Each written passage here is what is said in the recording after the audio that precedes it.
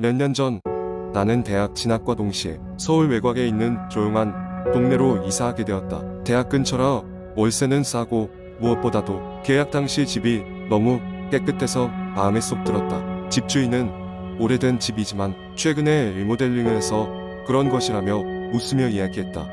이사를 하고 며칠이 지난 어느 날 밤새도록 공부를 하느라 조금 피곤해진 나는 일찍 잠에 들기로 했다. 침대에 누워 잠들려는 순간 창문을 두드리는 소리가 들렸다.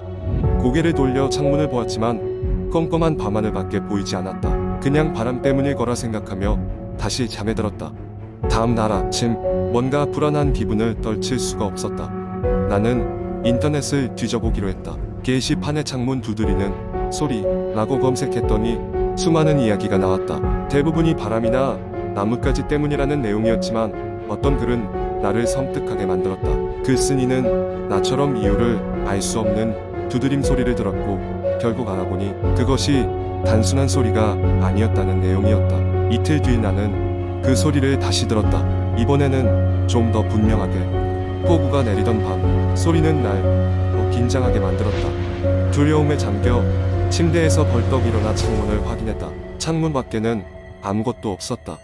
도대체 이게 무슨 일인지 모르겠지만 뭔가 이상하다는 건 확실했다.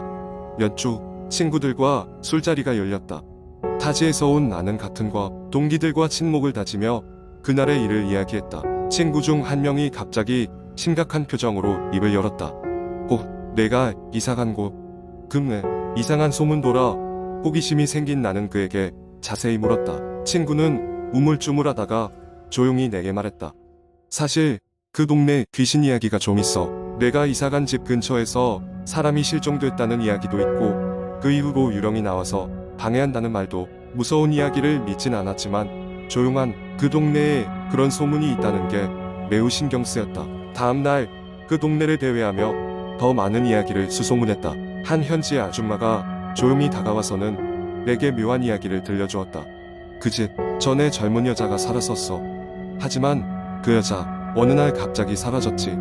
말 그대로 흔적도 없이. 그 이야기를 듣고 난 이후 나는 더 이상 평범하게 그 집에 머물 수가 없었다. 창문 두드림 소리도 점점 더 자주 들렸고 간혹 거울을 보면 뒤에 무언가가 있는 듯한 착각에 시달렸다. 결국 나는 그 집을 나와 다른 곳으로 이사를 결정했다. 이사한 날 마지막으로 집을 나서기 전 빈 방을 한번 마지막으로 바라봤다. 그때 등 뒤에서 창문 두드리는 소리가 마지막 인사처럼 들렸다. 그 후로는 다시는 그 집에서 소식을 듣지 못했다. 인터넷에서 사람들이 나눈 이야기는 점점 사라졌고 그 집도 새로운 주인이 들어오며 점차 잊혀왔다. 하지만 그때의 기억은 여전히 내 머릿속에 깊이 새겨져 있다. 창문을 두드리던 그 소리와 함께. 두 번째 이야기. 어느 날 서울의 한 대학교 기숙사에서는 이상한 소문이 돌기 시작했습니다. 새벽 2시 22분에 거울을 보면 안 돼. 학생들 사이에서는 대체 왜 그런 소문이 도는지 알 수 없었지만 많은 이들이 그 시간만큼은 거울 앞에 서지 않으려 했습니다. 이유 없이 소름 돋는 느낌이었거든요. 기숙사를 관리하는 이모님의 이야기로는 몇 년 전 그 시간에 거울을 본 한 여학생이 실종된 사건이 있었다고 합니다. 경찰은 그녀의 실종 경위를 파악하기 위해 모든 가능성을 조사했지만 끝내 행방을 찾지 못했습니다. 이후 그 방에는 누가 들어와도 이상한 불안감이 엄습했습니다. 특히 새벽 2시 22분이 가까워질 때면 왠지 모를 싸늘한 기운이 방을 맴돌았습니다. 하지만 그 소문을 대수롭지 않게 여긴 한 학생, 기우는 그런 미신 따위에 관심이 없었습니다. 그녀는 오히려 그 소문을 파헤쳐 보려는 호기심이 커졌습니다. 그래서 그날 밤 그녀는 방 안에 불을 끈 후 휴대폰 시계를 2시 21분에 맞추고 거울 앞에 앉았습니다. 불안감보다는 뭐가 나올지 모른다는 기대감이 더 컸습니다. 2시 22분 기숙사는 정적에 휩싸였습니다. 시계 소리마저 웅들 정도로 고요한 가운데 지우는 거울 속 자신의 모습을 뚫어지게 응시했습니다. 하지만 시간이 지나도 아무 일도 일어나지 않았습니다. 머쓱해진 지우는 헛웃음을 터뜨리며 이제 자러 가야겠다고 생각했습니다. 바로 그때 거울 속 자신의 모습이 미묘하게 변하기 시작했습니다. 해서는 안 될 미소를 띤 채로 그녀의 입은 혼잣말처럼 작은 소리로 무엇인가를 중얼거리고 있었습니다. 지우는 소리를 들을 수 없었지만 그 모습에 움찔하며 뒤로 물러섰습니다. 반사적으로 거울을 손으로 쳤지만 거울 속 자신의 모습은 날카롭게 웃음을 짓고 있을 뿐이었습니다. 그날 이후 지우는 밤마다 같은 악몽을 꿨습니다. 거울 속의 자신이 아닌 자신이 되어 그녀를 쫓아오는 꿈이었습니다. 기숙사 아이들은 하나, 둘 그녀의 죄약해져 가는 모습에 걱정하기 시작했습니다. 어느 날은 그녀의 방에서 이상한 비명소리도 들렸다고 합니다. 결국 방학이 되어 모두 고향에 내려갔지만 지우는 학교에 남기로 결정했습니다. 실종된 여학생의 비밀을 풀고 싶었기 때문입니다. 밤마다 악몽으로 시달리던 그녀는 이 악몽이 그 시간이 지나기만을 기다리는 거울 속 여학생의 원한일지도 모른다고 생각했습니다. 어느 날 새벽 그녀는 다시 거울 앞에 앉아 여학생에게 말을 걸었습니다. 왜 그러는 거야? 누구에게 무슨 일을 당한 거니? 그리고 거울에 손을 댔을 때 차가운 기운이 손끝에서부터 번져나갔습니다. 고통스러운 비명과 함께 갑자기 그녀의 손이 거울 안으로 빨려 들어가고 있었습니다. 필사적으로 저항하려 했지만 거울 속에서 끌어당기는 힘은 너무나도 강력했습니다. 방은 고요해졌고 다음 날 아침이 되어도 지우는 방에서 나오지 않았습니다. 친구들은 그제서야 문을 열고 들어갔지만 방 안에는 누구도 없었습니다.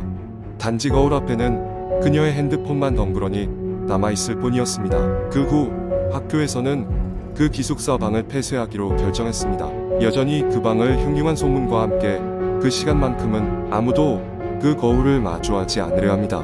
누군가 그 시간에 그 방을 지나간다면 간혹 거울 속에서 희미한 웃음 소리가 들린다는 소문이 있기 때문입니다. 그리고 그 방을 지나칠 때면 누구나 한 번쯤은 무심결에 거울을 길끝 쳐다보게 되겠죠. 시간이 2시 22분이 아니길 바라면서 말입니다. 세 번째 이야기, 나는 평범한 대학생이다. 어느 날 밤 도서관에서 늦게까지 공부를 하다가 기숙사로 돌아가게 되었다. 시간이 새벽 2시가 넘어가고 있었고 도서관은 거의 불이 꺼져 있었다. 그날은 이상하게도 기분이 쎄했지만 고3 시절처럼 밤샘 공부가 일상이 되어가던 나라 그런 기분은 금세 떨쳐버렸다.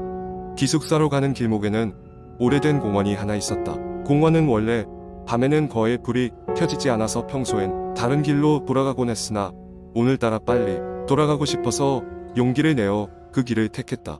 공원에 들어서자 나무 잎사귀가 바람에 흔들리는 소리만이 차분하게 들려왔다. 나는 이어폰을 꼈고 해서 음악에 집중하며 한 걸음 한 걸음 걷기 시작했다. 몇 분이나 지났을까 갑자기 이어폰이 한쪽이 끊어지며 음악이 중단되었다. 당황한 나머지 이어폰을 빼고 주위를 둘러보았지만 여전히 아무도 없었다.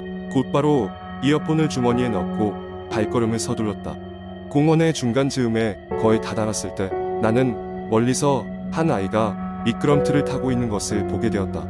시간이 이런데도 어린아이가 혼자 놀고 있다는 것이 이상했지만 별다른 생각 없이 그 아이를 지나치려 했다. 그런데 그 아이가 나를 보고 갑자기 웃으며 안녕이라고 인사를 하지 않는가. 나는 아이의 눈을 피하며 안녕이라고 대답했지만 이상하게도 머리끝이 서늘해졌다. 한 번 더 아이 쪽을 힐끗 쳐다봤지만 그 아이는 어느 틈에 사라지고 없었다.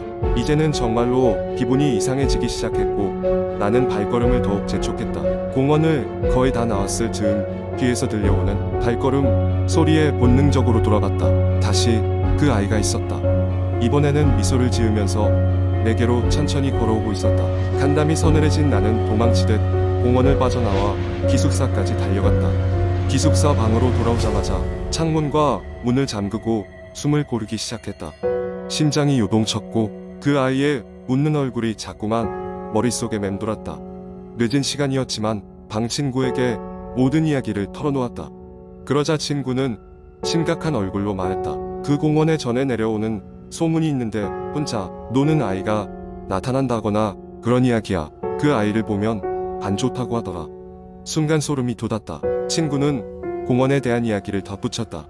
몇 년 전 한 아이가 그 공원에서 실종되었고 결국 찾지 못했다는 것이었다.